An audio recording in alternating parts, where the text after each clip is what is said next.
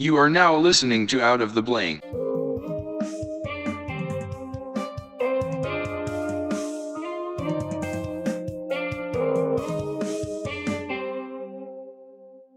Boom. I'm here with Kyler. Am I saying that properly? Kyler? Yeah. Yes, Kyler much. Saunders. All right.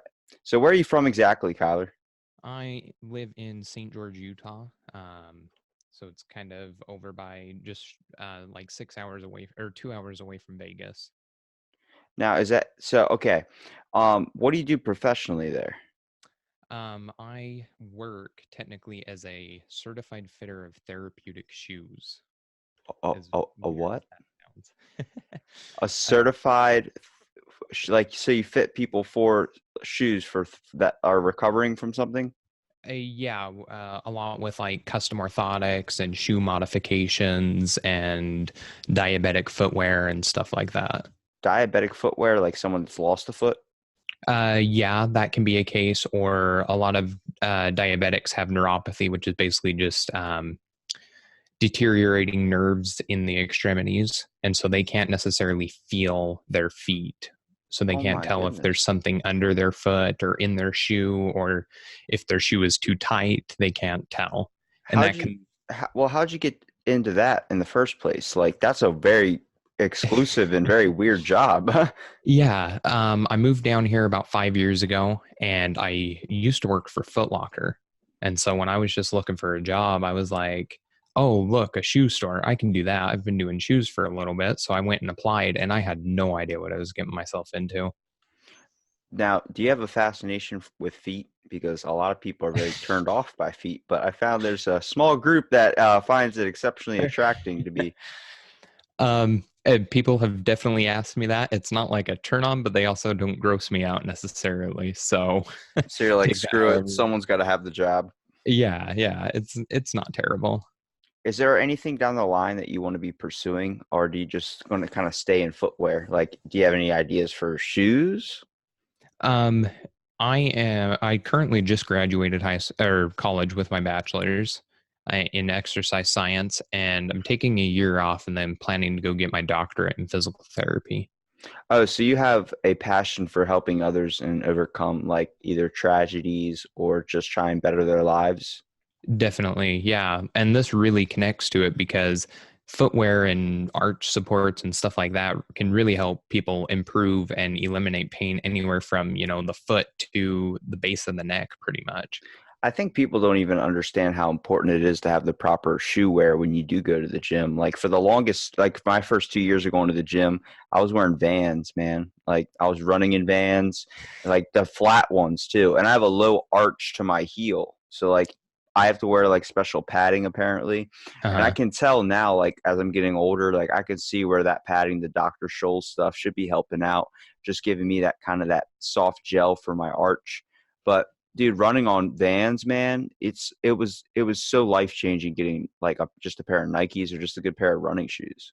Yeah, that you'll definitely notice a huge difference with that. Or if you switch from even just like a running shoe to a lifting shoe, you'll notice a huge improvement in some of your lifts and stuff like that.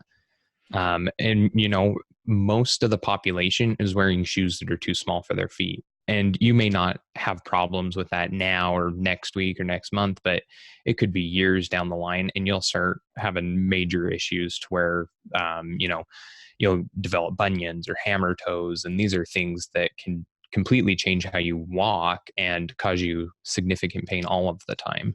Yeah, you're supposed to be working out in something comfortable, so you're able to do that, or you're able to like, because I mean, a lot of people look at going to the gym as like the biggest, worst thing in the world, and I'm like, it's not gonna make it any easier if you're not wearing a shoe that's comfortable. Like if you wear those Chinese shoes those women wear, where their feet are all crunched together and everything like that, and then when they take out their foot, it's all deformed and everything of this sort. Like, all right, so. I'm not fascinated by feet. I'm actually disgusted by feet. But the whole idea, like heels, high heels, they're attractive, but they're not. They're not. I don't think a woman should have to wear them just because they're very uncomfortable. Yeah, I mean, to a point, that's correct. There's definitely heels out there that can be made comfortable and made good fitting. And that's kind of the more higher end women's dress shoes.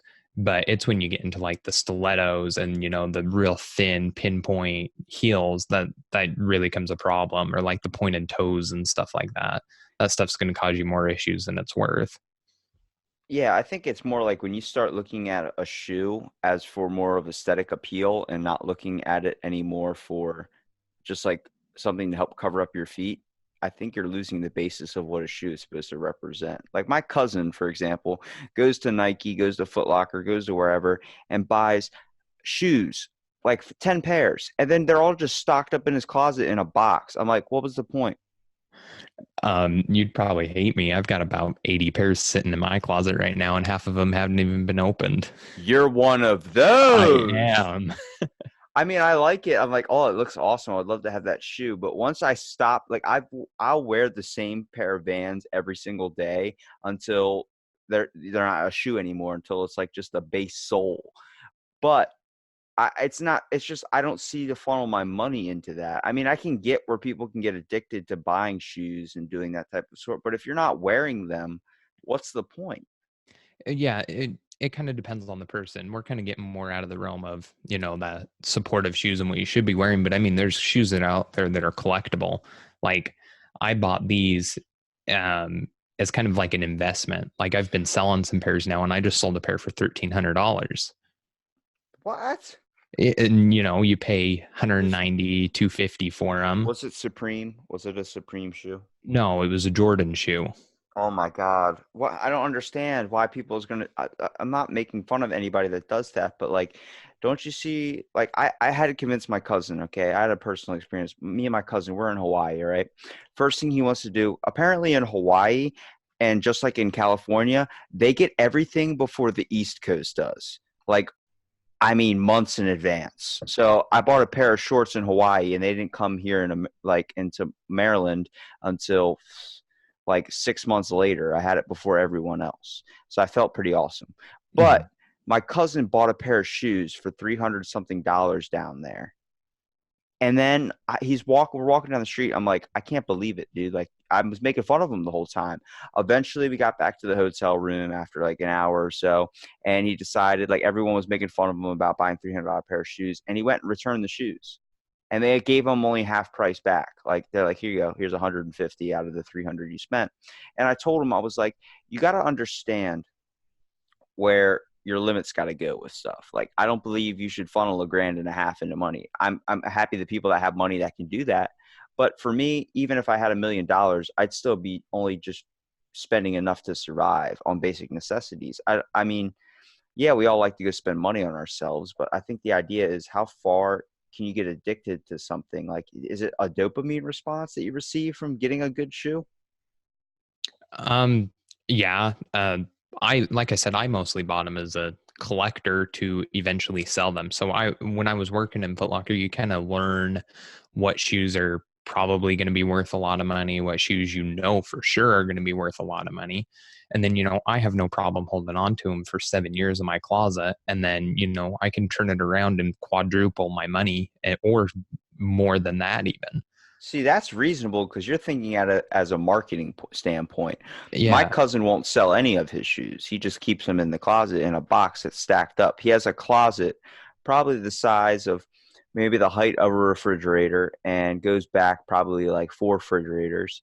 And they're all just shoe boxes. I'm like, what is going on? That's almost getting into the realm of hoarding, it sounds like, Dude, yes, which yes. is a totally different mental issue, I think. Like he goes, you can tell a lot by a person by what they wear on their feet. And like he's always, before he looks up at a person's face and does the common thing what a guy does, but looking up at a girl's chest first and then her face, he looks down at their feet first and judges their shoe. Like, look at that shoe. I'm like, he's like, dude, that guy's got crappy pairs of shoes. But he can distinctly tell if one's a knockoff or not. Where I'm like, dude, how do you know if it's a knockoff? He's like, bro, that's not real. I'm like, what? Like, are my Vans real? It starts making me question life again. Like, Hmm. and it fascinates me. I mean, is this something you want to like keep pursuing down, like just doing therapeutic practices with people? Or is this like, do you have your own kind of creation idea that you want to do? Yeah, my biggest goal is just to own something myself. I don't want to necessarily work for anybody. And I was just talking to my girlfriend about this last night. I feel like there's two different types of people. There's the type of person that's looking for a career that they can really enjoy and they can, do for the rest of their life. And then there's people like me that's like, what can I do to retire the fastest? So you want to be able to get to the end point, but also be able to relax at a comfortable age where you can still go out and explore and do stuff in your later years. Yeah, like I definitely want to help people, but at the same time, I'm sitting there and thinking, I don't want to be the kind of guy that has to work till I'm 80 just to survive. Yeah, So, a lot of people are comfortable with just surviving. I think the hardest thing nowadays is to break out and do your own thing or start something. Creativity is lacking a lot just because everything already seems like it's already created. And I mean, how old are you? Like 24, 20, I'm 25? 23. Oh, okay, I was close. Damn, 24. Well, like you're only 2 years older than me. And the fact is, like, creativity is lacking nowadays, man. There's not many kids our age that are trying to be innovators anymore. Just because we look at social media and everything plays on to the point of it's already been created, you can't think you can make your own thing. Yeah, creativity is lacking. It's because everybody's kind of just turning into consumers because there's so much we have access to. I mean, like, I think it's saying like between Twitch and YouTube and stuff like that, there's like 6 trillion hours worth of entertainment there. And, a lot of it's garbage, but a lot of it's good quality content. There's probably millions of hours that are quality content that you can just sit and watch, and then you don't have to create it yourself. You know what I was watching at 3 o'clock in the morning, and I feel like an idiot for saying this, but I was watching a person eat Raisin Bran. There's Elaborate on that. there was no point to it. Just they were just eating Raisin Bran, just in the microphone. But you heard the crunch, and I swear to God, the crunch was like someone was giving me a massage on my brain. I So was you're like, kind of getting into that ASMR stuff. yeah, but I was like, but not all, just Raisin Bran is the dude that eats cereal. I would start a podcast on just eating cereal, and people would, I get millions of views over a Like, conversation. Can and you today believe we that? have frosted flakes, and we're gonna take our first bite. But I'll be, yeah, and then start crunching it down, and then like Yeah. I was like, but it's so weird how it's like sounds and these types of things that are considered stupid and like just like the most ridiculous ideas become something amazing, like where they get millions of views, they become a top hit, and over something that might be considered boring or long or just even a conversation anymore. Our attention spans need to have quick stuff going on every now and again, or we lose focus. Yeah. Back to creativeness, like I find your podcast interesting because you don't have a goal with every episode. You just I messaged you and you're like, oh yeah, we can just talk.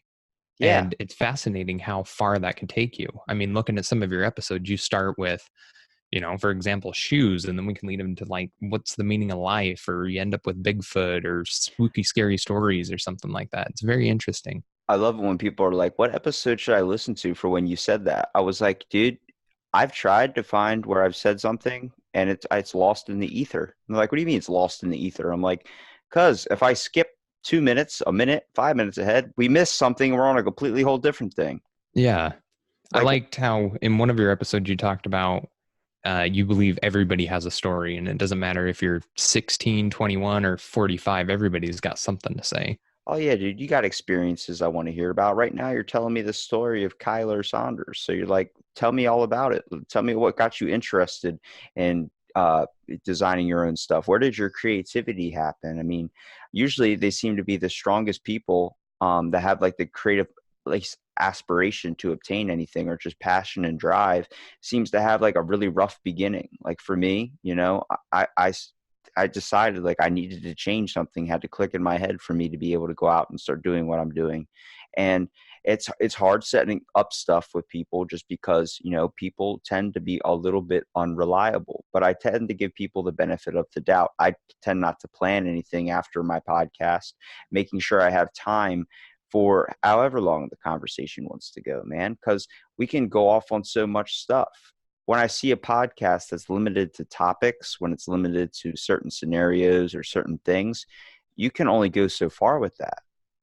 Yeah, I totally agree. Do you want me to go into my life story a little bit? Is that kind of Oh, what you were asking? if you want to. I mean, be as open as you want. Like I said, I don't press or try and pry into anything, but I like to be able to hear you out and hear your experiences and your stories too, if you want to tell them.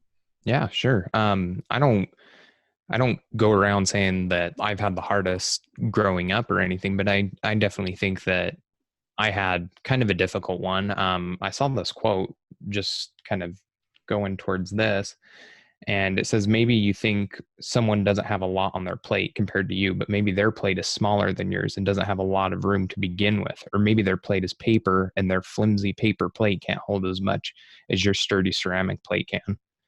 And I think that has a lot to do with just life in general. I mean, you may be able to handle a lot more than, Jim Bob or whatever, but you could still be going through the exact same amount of stress. I grew up in a family, we didn't have a ton of money. My mom had me when I was 16. So, just a teenage mom, she's still growing up herself. And then just a few years after that, she had my little brother who's severely disabled. And then my little sister, who is also severely disabled. And then she had another kid who is, considered normal. But between now and then, both of my other two siblings have passed away. So I've been through this in my young life. I've been through the birth and the death of my younger siblings, which I feel like a lot of people don't really get to go through. And even though, these two individuals are severely disabled, they still had very distinct personalities. And just seeing how many lives those two touched was amazing. Yeah, like, well, first of all, what you said before about people's plates being different sizes. You already have a bigger plate than I do of problems. I think we all experience our own problems, but we're given those problems because we have the tools to get past them and overcome them. Like Bruce Lee said, God gave you this road because you were the only one that could walk it. Like, that's true. Your problems are your problems. The fact that you don't put out your problems on anybody else and you learn how to handle them on your own, you have to flow like water around a rock a little bit. You can't really put your problems out. Like, we've all experienced those wet towel personalities of people putting their problems out on you or just complaining. And that's because they're full. They don't understand a better outlet, I guess you would say, for trying to decipher or fix their own problems in their life. They feel like the only person they can talk to is the random person in the store and just blurt it out at them. Like, when we stop being open to people anymore, we lose everything. We lose, and I don't mean open as in like, hey, guess what I did? No, it's just talking again, just being able to have a conversation anymore. It seems like conversations are turning into is a dead thing. It's being left back in history. It seems it's so easier to ignore the person that might need help, that might need to have their story fixed. I talk about a lot when it comes to the world today and society. I don't want it to turn into that type of podcast, but I also realize that when you're having a conversation with somebody, it's the main thing that's on everybody's mind is how people are today and how they feel like they're not being heard, or they're not being, focused on anymore, or they feel like they just don't count. Like, if they left this earth, they wouldn't affect anybody.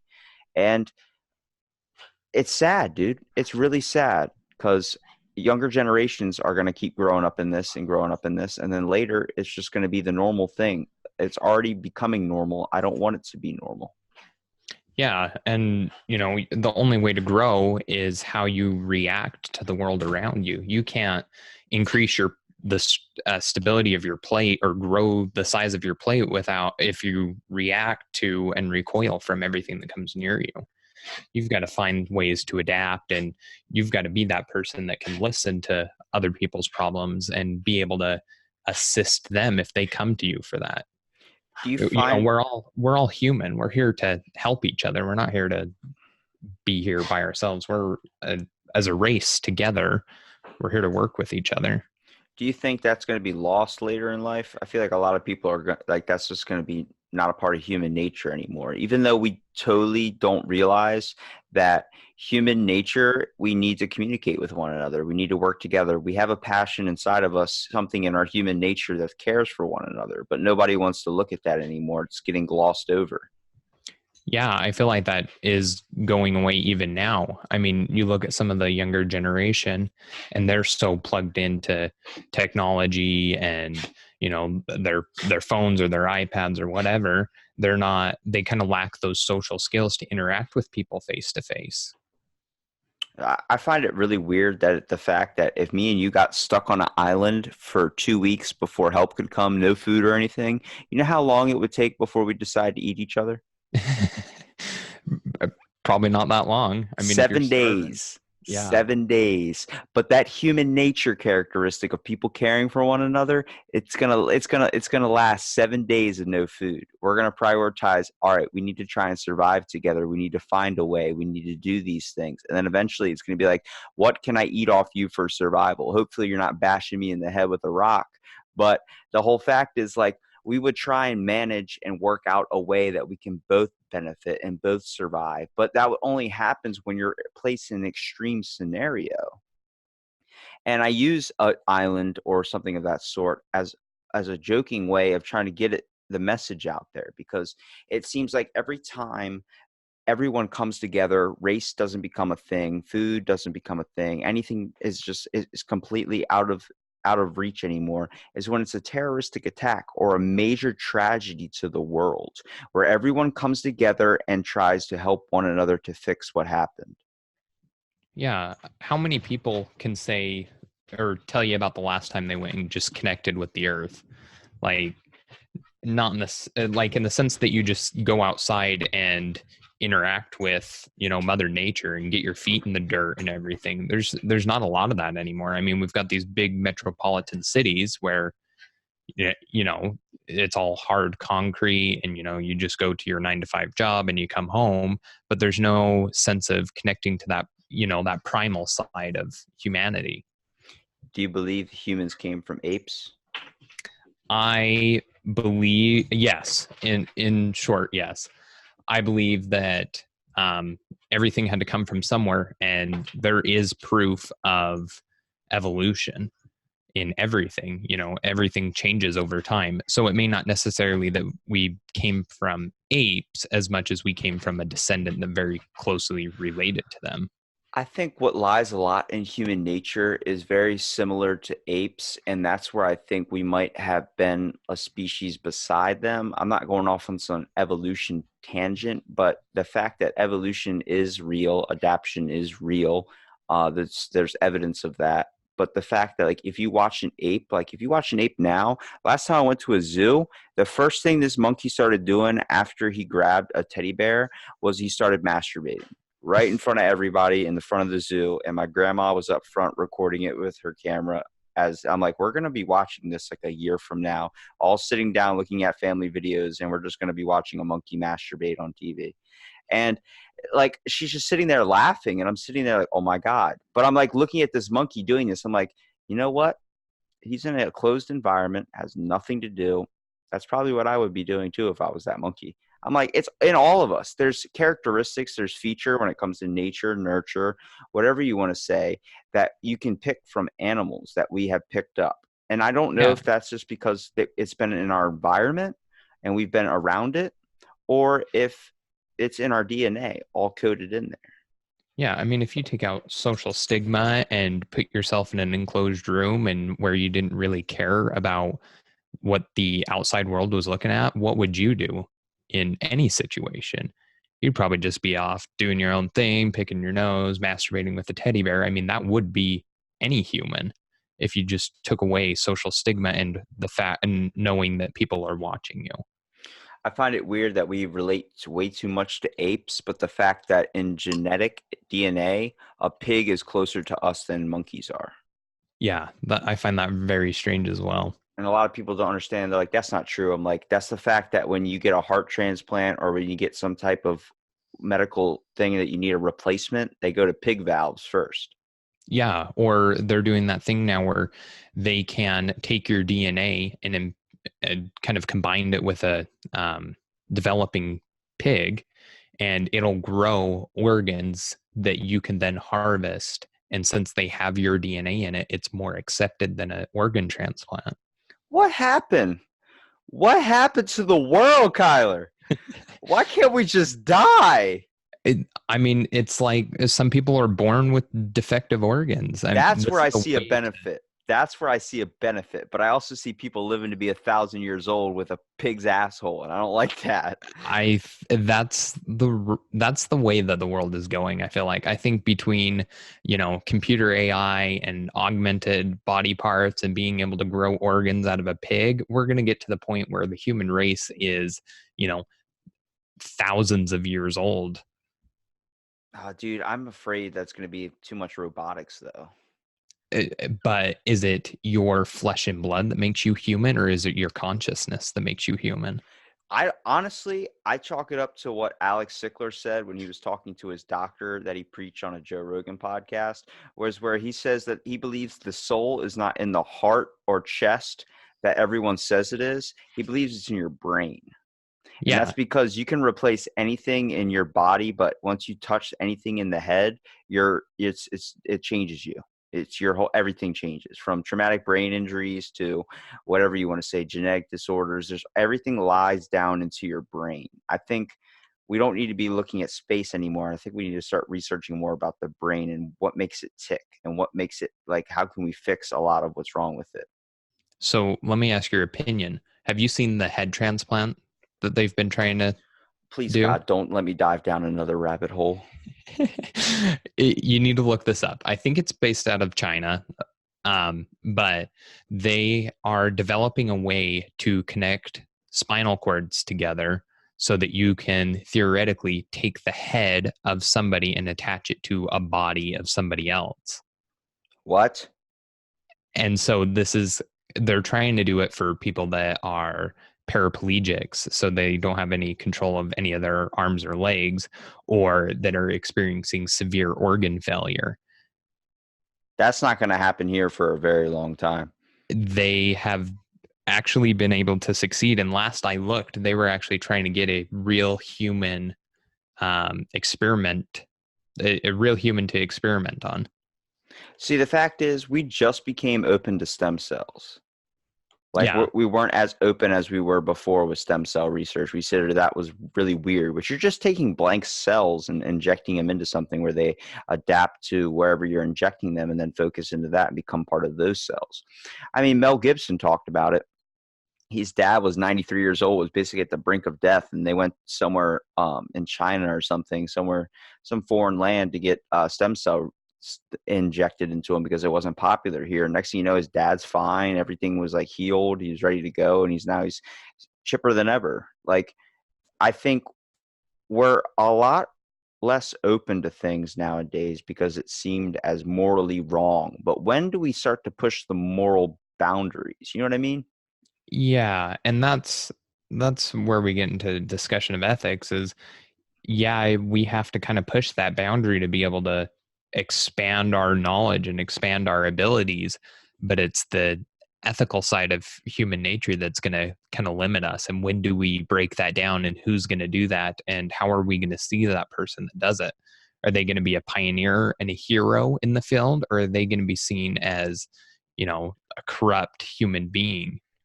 They're going to be seen as Dr. Frankenstein trying to bring dead back to life. Yeah. Or like, it's not going to be in the moment that person is recognized. It's going to be 100 years from now when that's common practice that they're seen as a hero. So they practiced this head transplant by taking out, in the beginning, they took out dogs and monkeys' spinal cords. Fully took it out, the full thing. And then they also reattached it back in, and they were able to walk again. Mm-hmm. So they got it to work. Why do we test on animals like that, though? Because it's more ethically accepted than humans. Because if I just walked in and I'm like, okay, all right, this guy just died. Now I need somebody, and I need to cut your head off and now reattach it to the spine.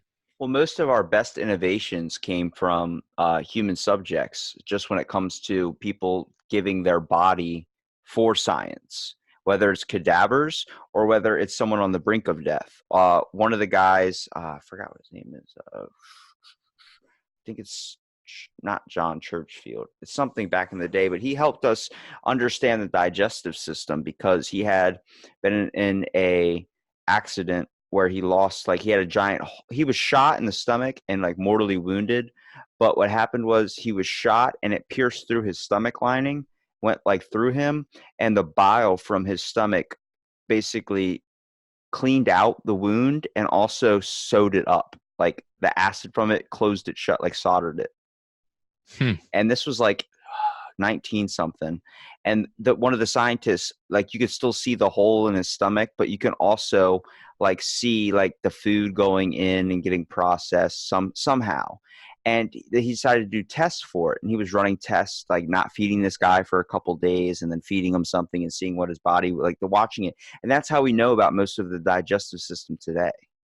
Like the fact that that's a thing, like like a lot of what our stuff comes from is human test subjects. Even though monkeys and all these things are an easier way and more ethical way for us to get our message across, or at least be able to try things out before we move up to human trials, they have to happen because Yeah, we need but to know what happens to us.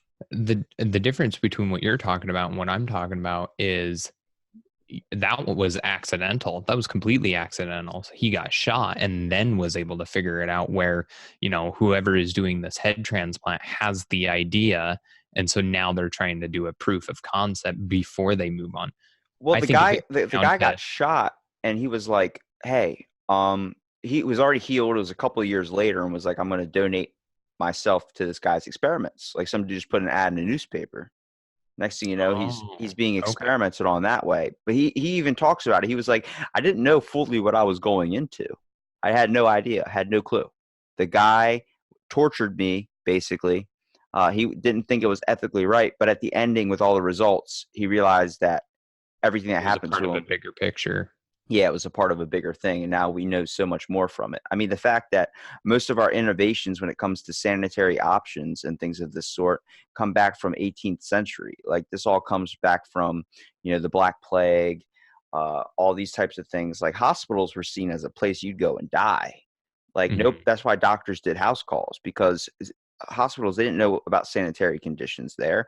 Those people were Robert Liston and Joseph Lister, the guys that basically revolutionized the medical industry with Elliot Mueller, who did a lot of with plastic surgery. It's these guys were innovators that helped people be open to, and they didn't even have the full picture themselves. They were just washing off their utensils. They were like, well, this thing's covered in blood, I'm going to wash it off. And they were seen as innovators for doing that. Most people would just, hey, I'm going to go right back into another surgery without washing my tools. Next thing you know, that dude dies of the contaminations because the guy before him had AIDS or Ebola. Yeah. It'll be really fascinating to see in the next 10 to 50 years where this kind of stuff goes, because we do have those common practices now of cleaning things and everything, and now that we have the basis of all of this medical stuff, it'll be interesting to see what we can reach and what we can achieve. But yeah, it's definitely going to have to come down to testing humans and proving the fact that it works on humans before anything else. I find it weird that we always make justifications and claims that this is what it is and there's nothing that can change it. And then, like, not even 10 years later, there's something completely different that says, oh, that was wrong. Here's something newer. Like, I think that's a problem with technology nowadays. It gives everyone a resource option to look up when they're sick. And then you go onto WebMD, and just because you haven't pooped in 8 hours, that means you have stomach cancer. Like, WebMD is the worst thing. It creates a world of hypochondriacs. I think mental illness and these types of mental disorders, like, um, what is the hypochondriacs? Is people that always get tested for everything, even though there's no way they could have it if they've never traveled outside the U.S., which they haven't. But they're like, we're going to run it anyway. I think it creates more of a market for the medical industry, but it's creating a detriment to society because having that option of being able to look up symptoms and getting what the most common thing is or common disease that has that. I think it's turning everybody into a hypochondriac where people are just going to be willing to sign up for getting a new treatment, getting a new drug implanted in them. And it's going to create more of a doped up society. Yeah, the internet is an amazing gift, but it's also a crazy curse as well, because you do have access to everything, the good and the bad. Do you think it's going to be more of a problem, or do you think it's going to help innovation with science and all this stuff a little bit more? Depends who gets a hold of it. If Ah, well-educated people are the ones having access to it, it's going to cause innovation and change. But, if it's somebody who's content with what they're doing, they're not well educated, and now they're just trying to solve their own problems, it's going to cause a world of a worse form of problems. you know what I find really weird is when I've podcasted with pharmacologists and people that deal in the medical industry, they always talk about they don't like what the medical industry's doing. They said there's a lot of sketchy stuff to it. I'm like, what do you mean sketchy stuff? And they go, the fact that I'm pretty sure there's a cure for cancer. And I'm like, what? And they're like, you got to think that cure is never going to be released because they make more money off of cancer treatment in general. If they just could cure it, they're going to lose so much money in the long run. I'm like, that's true. Like the Yeah, fact that people in the medical industry are thinking about that too. the world is corrupt, and there's corrupt people in every aspect. I mean, go and talk to your doctor and ask your doctor how many of his or her classmates would they recommend you go and see. I've met several doctors and physical therapists and everything that are like, there were 25 people in my graduating class. I'd maybe tell you to go to 2 or 3 of them because the other 22 people cheated on all of their exams or don't really care, or they're only in it for the money. Now, I've talked to my buddy who's a emergency nurse specialist, the ones that deal with like the incidents as soon as they come in. And he says there's going to be the lowest number of doctors in the year 2020 than there's ever been in the world, like ever, and throughout history. That's because nobody's signing up to be a doctor anymore, from legality issues to overworking to these types of things. Doctors usually have 6 to 7 patients at a time on one of their shifts, and now it's being upwards to 10 to 11. Conditions are not fit anymore. They're completely understaffed. And he's talking about these problems. And I know him personally, and I can tell you, he's not the type that's going to abuse treatment or just write off a dosage slip to somebody and not truly care about them. But a lot of them are. A lot of them are. And he talks Yeah, about it too.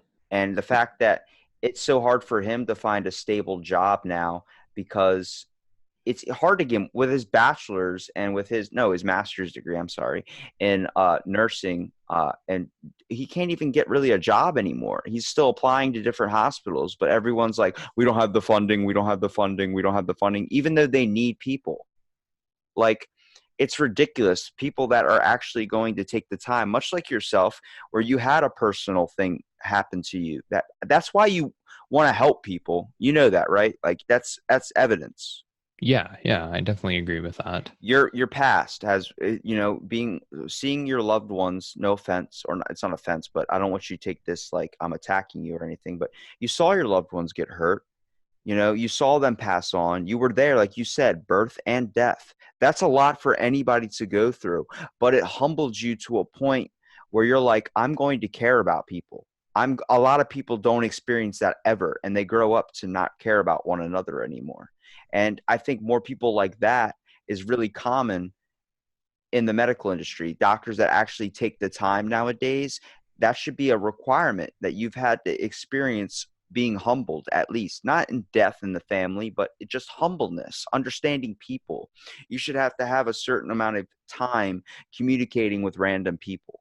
You shouldn't just be able to walk off the street and think a bunch of book smarts is going to get you somewhere.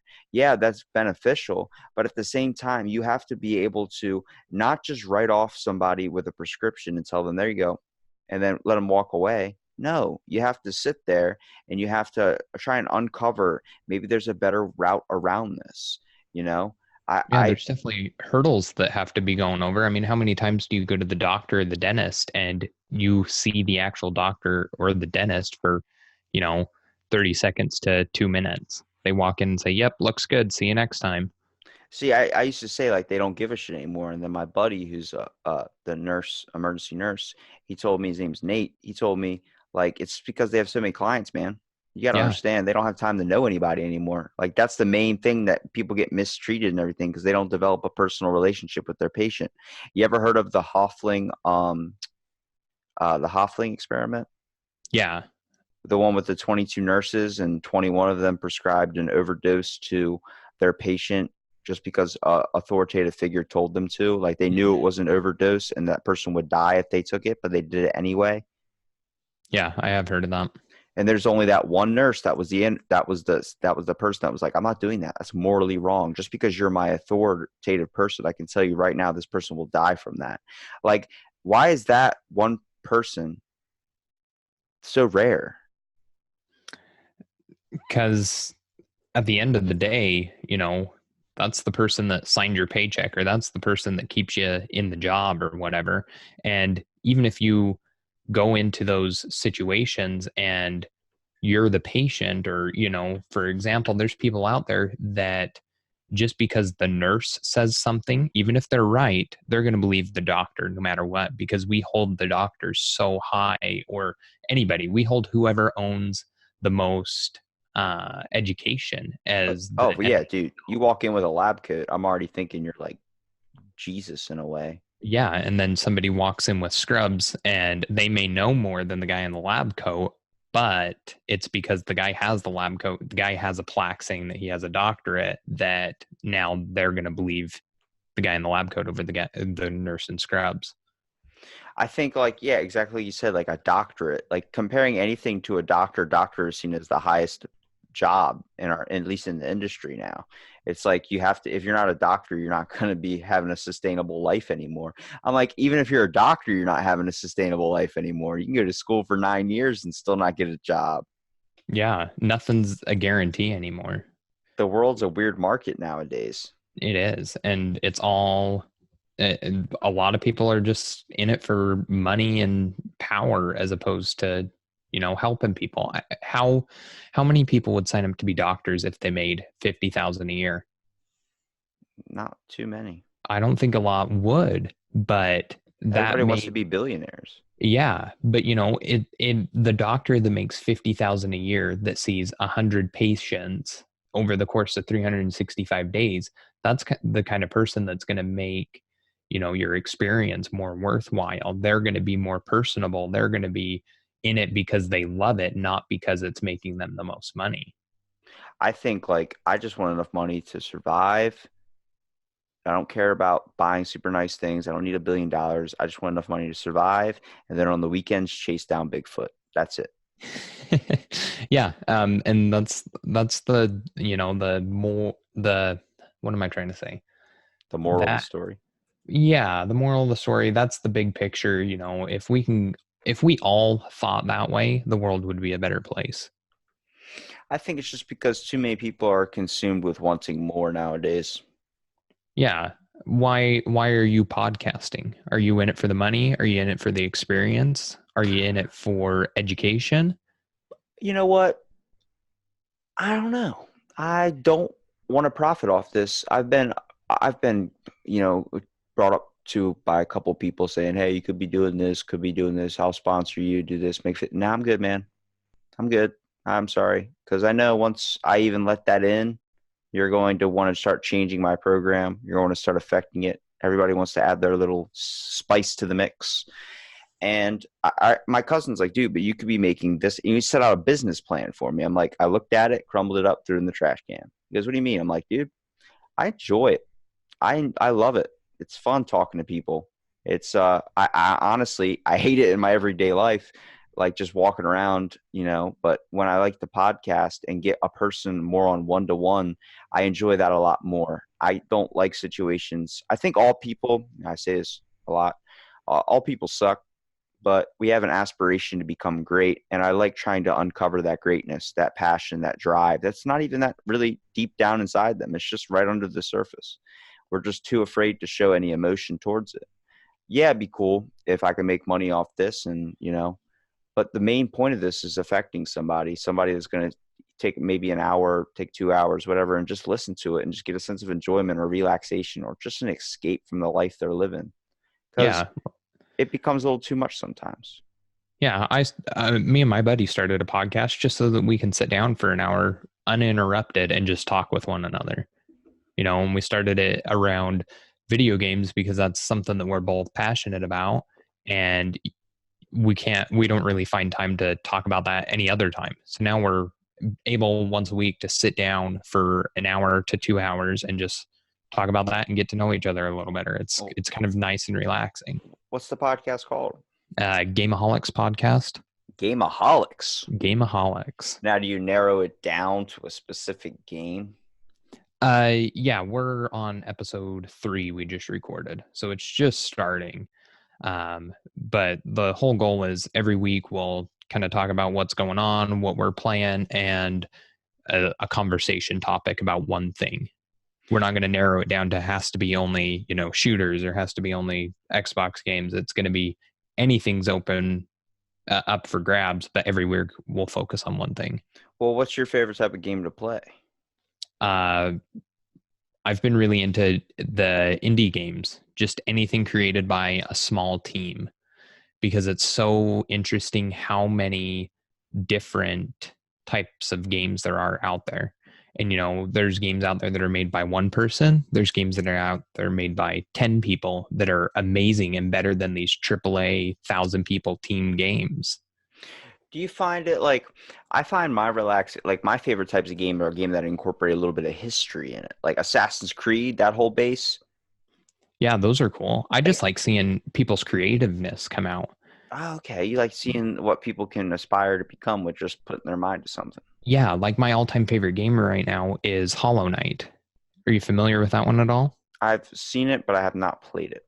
Okay, it's made by 3 people, and I've probably put more time into that game than some of these AAA games altogether. And it's just this, little 2D platforming game, but the artwork is fascinating, and like how in-depth the story is and everything, and you can really tell that these people are passionate. It was a Kickstarter game that blew its goal out of the water, and they were like, oh yeah, if we reach this tier we'll put this in, and if we reach this tier we'll add another character. And instead of reaching those tiers, they blew their goal out of the water, and they didn't quite reach some of the goals, but they took the time and still put those goals in. And then they were supposed to add another playable character. And instead of doing that, a DLC where it adds the character, they're now making an entire game.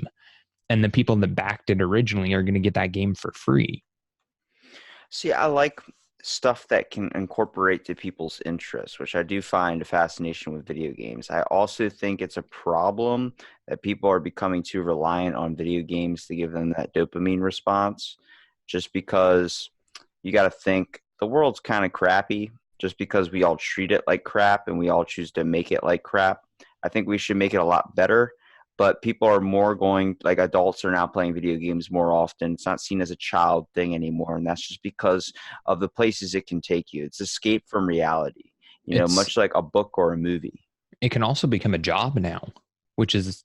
They're putting it in the Olympics, bro. Yeah. They're putting it in the Olympics. Did you hear about the 16-year-old kid that just won $3 million playing Fortnite? Yes, stop. I've never played Fortnite. I don't ever want to dive into that realm because I know it's going to take hold of me hard. You know what I just bought recently, and I've been I've been slacking on a little bit just because I've been podcasting? World of Warcraft. All right. I haven't played it in years. I picked it up and I'm like, why did I ever stop? Like, next thing I know, it's 9 hours later and I look outside, it's dark. I'm like, whoa. But I'm like, I don't want a podcast. I want to play World of Warcraft. And then I'm playing World of Warcraft and I'm like, well, what am I doing? Get up, podcast, man. Podcasting's fun. On the development team for most of these big video games, there's actual psychologists that are there to help make the games addictive. They're specifically designed to reach those centers of your brain that makes video games addictive. They want to know what the trend is. They want to know how to capture their audience. Yeah. And, like I said, they bring in these psychologists so that they know exactly, like, what if we tweaked this? This would cause, a little bit of pleasure here. And then, you add that pleasure to every aspect of the game. And now you're getting that dopamine rush every time you boot it up. I think the fact is, the society's becoming with that attention span getting a little short. People are looking for something that is constantly moving around, constantly something that they can control and change at the immediate response. Yeah, that's the whole kind of story that video games are going into. They're starting to do those like Game Pass for Xbox. You have access to 200 games at any time. You could just turn it off and turn on another game, and you could just boom, boom, boom, boom, boom, jump between games. And then they're going to start coming out with these cloud streaming services, which is going to be like Netflix for video games. So then you'll just be able to hop in and out of games without downloading anything. It's going to make our attention spans even worse. So I'd like to take everything that I talk about and look at it from both perspectives. I see the addiction with video games, okay? I've witnessed a guy who's 40 years old going to Walmart with buying 48 cans of Mountain Dew, 10 2-liters of Mountain Dew, bags and bags of Doritos, wearing a freaking Minecraft t-shirt. I know those people. I'm friends with those people. I see those people. I don't judge those people because I'm looking at them. I'm like, they're going to have a good fucking night. Like they got their day set. They're ready. And they're just going to go home and game. And if that's what you want to do, you should be able to do that, because society, the world pushes a lot of problems on us that we don't know how to handle. So video games is a good outlet for it. But also going to school for psychology and learning a little bit about the mental, at least mental and physical health a little bit. So there's some psychological problems with video games. The fact that a lot of people that are addicted to video games nowadays also struggle with issues such as like depression, low self-esteem, definitely high stress levels. I've experienced that on my own. Just video games just pissing me off to a point. I'm like, why am I getting upset about this? I mean, I remember being a kid, not being able to beat a level on Spyro and getting so upset, I'd have to take a nap. Like my mom would be like, it's nap time. I'm like, okay. I was very little at the time, but still, that's there. Like people, they do upset a lot of people. Even nowadays, you can watch a kid freak out over something. You can just over a video game, and the dad's like, I'm going to break the television. The kid's like, don't you dare. It's like, but let me tell you something. I bought Spyro when it just got, what is it? They just remade. Remade. I beat the level I was stuck on when I was a kid that I never got past. That took me, I just never beat it. I just nap time, Robbie. Oh, shit. And that was it, because I get so upset it would take me forever. I beat that now, at my age now, in 5 minutes. Bro, I went downstairs, asked my mom, I said, was I mentally retarded as a kid? She said, what do you mean? I said, I just beat this game, and I explained to her like how hard it was for me as a kid and how I just did it and with ease now. And she goes, no, your brain has developed. I was like, okay, you convinced me. All right, I'm older now. I got a little bit more experience in me. Okay. Went back upstairs, played the next level that I never even think about. I beat that in 10 minutes. I came back downstairs. I'm like, don't lie to me. I was retarded. You know it. She's like, there might have been something there, but no.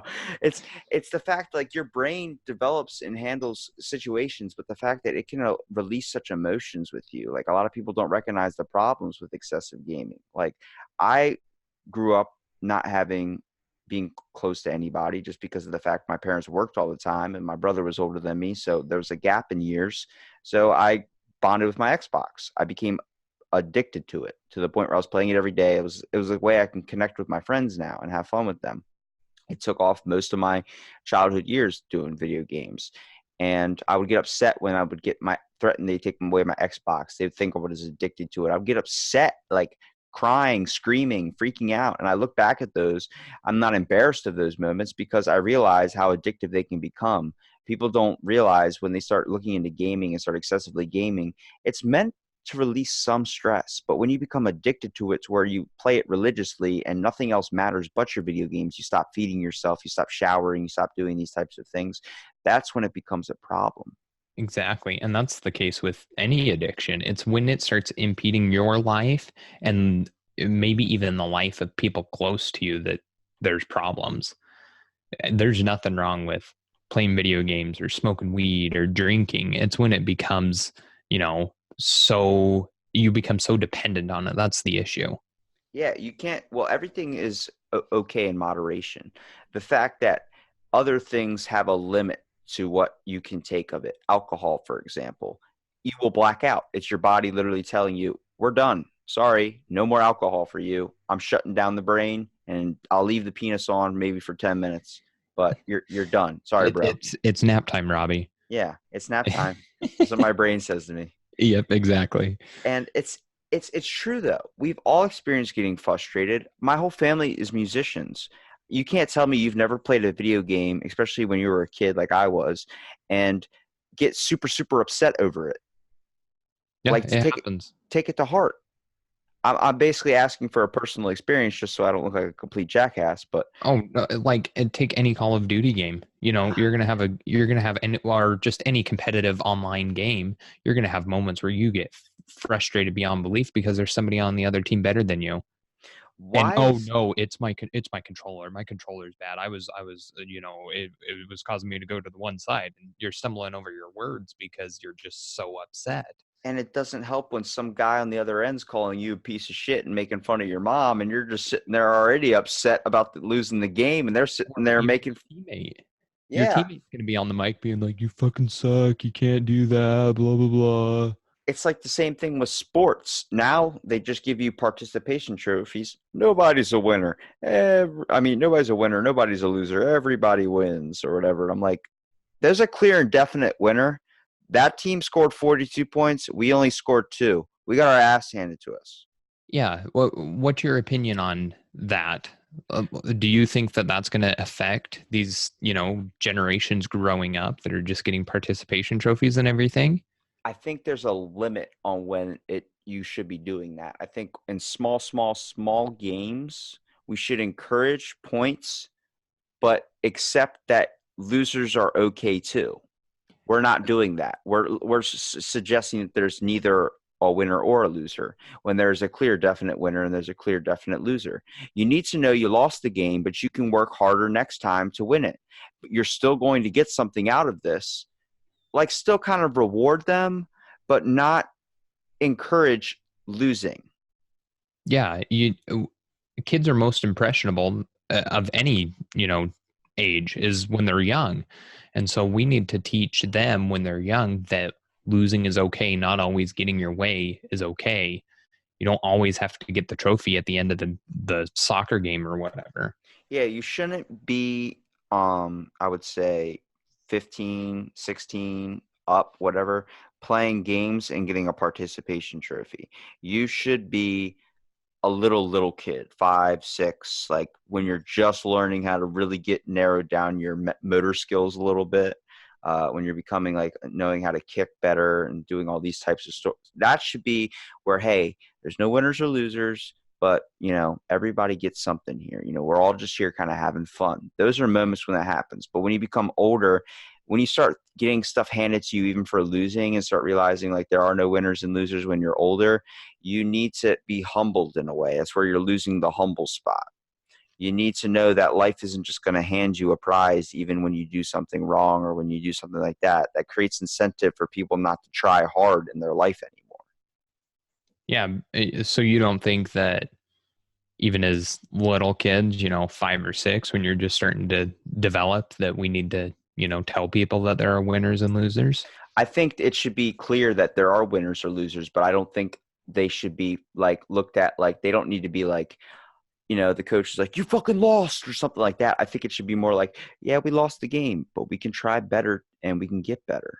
I think Yeah. that's the way to come at it. And yeah, if they want to give them a participation trophy, I'm not going to disagree with that. But they need to know that they did lose, but it's not something they needed to dwell on. Yeah, it sucks, but it was about having fun, and we can get better next time and we can win. Because you need to know what winning feels like. Winning feels fucking good.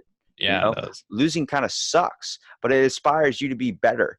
You can't judge a person that wins every single game because they've never experienced a loss. That's why these these athletes, when they experience a loss, they don't know how to react to it. They're just like freaking out all over the place. People are like, well, that guy's crazy. No, he doesn't know what that's like to lose. He's been given everything already. Yeah, you're gonna learn more from your mistakes and your losses than you ever are from your successes and your winnings. What's your opinion on the whole trophy thing? I think I don't think there should be participation trophies. Like I said, I think as kids are developing, that's when we need to teach them, it's okay to lose, it's okay to win, we're just here to have fun and all that. And I think teaching them sportsmanship in every aspect, and we need to get coaches that can, show sportsmanship, because that's going to help us grow and make competitive sports even more interesting down the line. Where do you see people going in the future? Do you see it becoming worse where people are just going to be given everything to them instead of having to innovate anymore? That's kind of seeming like what the world's going to. I mean, now we're in this realm where you can't you can't say anything or else it'll trigger or offend somebody. We're raising and idolizing these easily impressionable adults that are going to make easily impressionable children. That's a good Do you get what point, I'm dude. coming out with that? Yeah, that's a great point. I mean, the children are like clay, man. I mean, they're practically Play-Doh. So Yeah. you can Did you drop see them on that? their head, and next thing you know, their head's flat. Or you Yeah. can just do something wrong or yell in front of them, and they learn how to adapt to that, and they start yelling in their life. Yeah. Did you see? I can't remember what it was called, but it was a political meeting that just happened like last week. And somebody stands up and they call everybody comrades or something like that. So they don't refer to anybody as he or she. And one guy stands up and he's like, "Can we keep the chatter down? Because I have attention disorder. And instead of clapping, let's wave our hands in the air." Like, Okay, I mean, these are I the can kind of people that understand are, that, but that's a little too sensitive. Like, it's the same guy that always throws in the fact that he has a gluten intolerance. Like, that's good for you, bro. I'm going to enjoy this ice cream. Sorry. yeah. I mean, this is the kind of people that we're idolizing. These are the kind of people that are rising up, that you can't offend anybody, we have to be generic in every topic that we talk about and all of that. And it's going to be really interesting to see where this goes, because it is getting, I don't know if it's getting necessarily worse as much as it's getting more um presented. There's just more exposure to it. I don't think people are going to be able to change unless they're open to it or they get a clear picture of what change has to be. Yeah, and it's when you're uncomfortable that you're going to change the most. If you live in your bubble and you live in, your safe, cozy environment for your entire life, you're never going to develop and you're never going to change and you're never going to improve on yourself. We got to do what you possibly can with the tools you're given. You got to make the best of your life as you possibly can with it. You're practically wearing wet clothing all the time. You just have to learn to adapt to your situations, adapt to your scenario, and one day change your life, or just hopefully try and change your life every day for the better. Exactly. Like you said earlier, you've just got to flow like water. You've got to be able to adapt to anything that's put in front of you. For sure, man. I mean, it's all about key. We're all here together. We just got to learn to work with one another again. I think we lost that. I think it's too easy to rely on machines, too easy to rely on, you can't rely on anybody. You have to be very dependent. That's what you have to do. But you cannot be pushed away from people. You still need to socially interact. You still need to have a form of communication. I just don't like that video games are becoming the main incorporation. I love, like I said, Assassin's Creed. The fact is, I am a history guy. I like history a lot. I like learning things about history. So that tuned it in a way for me not to read a book, but be able to kind of dive into what's close to what the actual history is, but still fun for me to play where I feel like I'm experiencing it. You know what I mean? Yeah. And if that's your form of entertainment, that is fantastic. There's people that'll spend hours every night sitting in front of the TV just watching, whatever's on. I just feel like we have a voice, and like a lot of people turn to video games as violence is making the world violent. No, it's not. There's only some stuff that's violent in video games. A lot of the times you could just go on Minecraft, and if you don't want to kill anything, you just build stuff all the time. My little Or cousin can build things on Minecraft that blows my freaking mind, and then plays Fortnite, and I'm sitting there like, what happened to like the old stuff where I only had to hit 3 buttons at once, like Mortal Kombat, where I could just spam the crap out of A and B and kill somebody instead of, yeah, and you know, if we're gonna go into the topic of violent video games causes violent people, what about movies? What about TV shows? I mean, there's some movies nowadays that are so bloody and gory and violent, like that's got to be doing something. my If notion for it is that humans are naturally violent, and I think that it's becoming more of an influence when video games are particular violent, but it's not a problem unless they're playing it 24/7. Yeah, and yeah, that goes back to our addiction, where it's if it's impeding on your life, then it's a problem. Like if it becomes like every single day you're killing people, every single day you're doing this, and you're just disconnected from the world, you are going to lose everything from family ties to physical health and mental health. And then not even talking about financially, but if you're playing video games constantly like that, that is nothing but violence, you're going to start getting violent in your everyday life. You're going to start being like, because I can act this way in a video game, you don't realize there's a barrier between reality and virtual reality. I don't know if I necessarily agree with that. I mean, there's tons of research out there saying that there's no connection. Well, I'm not There talking may about be just video correlation. games. I'm not talking about just Correlation video does games. not mean, yeah, correlation does not mean causation. There could be a correlation to, violent people playing video games or watching violent movies or anything, but that doesn't cause it.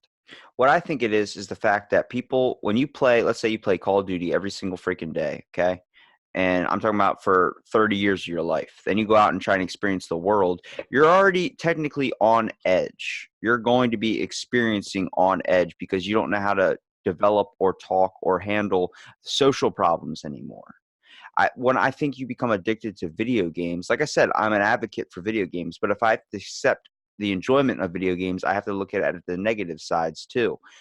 That's not just with video games though. That's with movies. That's with everything.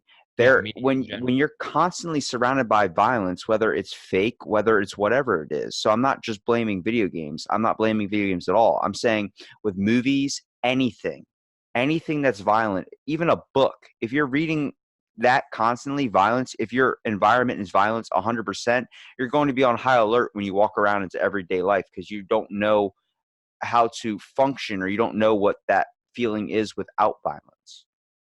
Yeah, that's definitely correct. Interesting that media in general is just kind of going that route. I mean, you can even listen to music and it's talking about shooting people up or rape or anything like that. Well, you know what that is, right? That's you ever heard of mean world syndrome? No, I haven't. You should look that up, but I podcasted about it. I used to do a spinoff of this podcast called Fill in the Blank, where we narrowed down on specific topics. We talked about Bigfoot. It's more like 30-minute topics that are meant to be fun, Okay. but they focus down on stuff. And I did one on mean world syndrome where it's the fact that elderly people, they have their channels locked now on certain things when you go into a nursing home to where they can't change it. You wonder why they watch Bingo. You wonder why they watch Price is Right. You wonder why they watch all those little crappy shows where you're like, why are you watching this? And that's because their TV is locked on that because they're sitting in a home with a TV in front of them 24/7. At least every minute they're basically awake because they can't move around it like they used to. They can't go out and just drive around. They're restricted to environment now. And there's times where they have to go out and experience communication with the others living there. They still have to do that thing. It's mandatory. So their channels are locked because they found the fascination was they would always look at the news. It's common for elderly people and older age generations to pay attention to news, whether it's newspaper, whether it's whatever. They were needed to know what was going on. And it was playing a very bad psychological toll on their mind because the media was always talking about shootings, where people were starting to make older people were starting to make justifications and claims on people before they met them. Such like my generation, your generation, they would be seen as just another punk kid when it turns out you're the guy holding the door open for somebody. You're the one saying please, saying thank you, and people look at you like, what? I didn't expect you to be like that. It's because they're making already justified claims based on media notions. Yeah, the news is a scary thing, and the fact that we're so connected to everything and every point in the world is kind of scary. I don't necessarily think the world is more violent It's just, now it than it has a was. bigger outlet. Yeah, I mean, there can be a shooting in, all the way around the world, and within 30 seconds to a minute, there will be videos and posts about it that anybody can access. There's always been shootings. There has always been rape. There's always been murder. There's always been all these things, and they have never been restricted to a certain race. It's been everyone. It's throughout history, okay? But the fact is now we have a way of getting more of that information to us at our fingertips, basically. Before, let's say it took a pigeon. It took a guy on horseback delivering email. Hey, there was a shooting. When did this? Oh, this was 4 days ago. Wow. And then 4 days later, you get another one. What? This was 4 days ago. It's like the information was a slowed process of getting to you, but now it's so quick. It seems like it's happening more and more, and it's becoming more common. There's always been that there. There's always been that. The world is what you make it. So if you start processing and showing everybody, because that's what gets attention, that's what gets views, then people are going to think the world's just a crappy, shitty place, and they're not going to want to experience it anymore. More people are going to want to stay home in their comfortable environment, thinking that they're not going to get shot in their own house. Yeah, and like take a look at history. Are we more violent than, the Huns when they were taking over all of Asia? No, I mean, I mean, half of the they would, population come from the Mongols. They're all related to like one guy. yeah, because they would just come through and they would pillage and rape and, murder just about everybody they can get their hands on. Is that more violent than nowadays? I don't know. I don't think we have enough, documentation in history to be able to tell how bad the violence really was. Yeah, and a lot of people go, well, what about Obama with that airstrike that killed all those people and saying all that type of stuff? I'm like, okay, no president, there shouldn't be a president. Nobody does it right. There shouldn't be one job that controls everybody just for one person. It should be a number of people going in at once. So then you look at that media outlet showing that side immediately to you. Then you look at, let's say, Christopher Columbus. What does the history books tell you? Well, he was an amazing explorer that discovered America, brought all these, and it tells you all the good stuff. Okay, well, did you know Christopher Columbus used to pick up babies and bash them on rocks just to try and get gold from Indians? Did anybody say that in the history books? Nope. Did anybody talk about the other dark stuff he started doing? The other fact that he lied to everybody to bring ships over here to colonize over here, promising gold just so he can get a return home trip, knowing that there was no gold here? Nobody talks about that. Nobody talks about the little secrets and the dark sides of American history or just history in general, because now we have a better process of information to get that message out there when somebody fucks up. Yeah. Before, you had to write it down, and that had to be published, and that took a while. And a lot of stuff that was going to get published was censored. And now everything's open information, kind of. Yeah, and history is written by the winners. Yeah. There's not any history book really out there that's going to talk about from the perspective of whoever lost. There's just not a lot of that out there. Like I said, you have to make your own interpretation on things based on experiences and thoughts and just having conversations with other people to sift through the bullshit in a way. You have to uncover things yourself. You're truly never going to be able to say something is real unless you've experienced it yourself. So why don't you get out there and experience it? Yeah, seeing is believing, definitely. Well, you know what? It was awesome having you on my podcast, man. This was a lot of fun.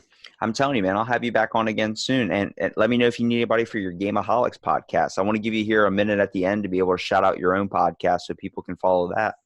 Okay, yeah. You probably know me if you listen to it as Kickler. I have a co-host. His name is Archer.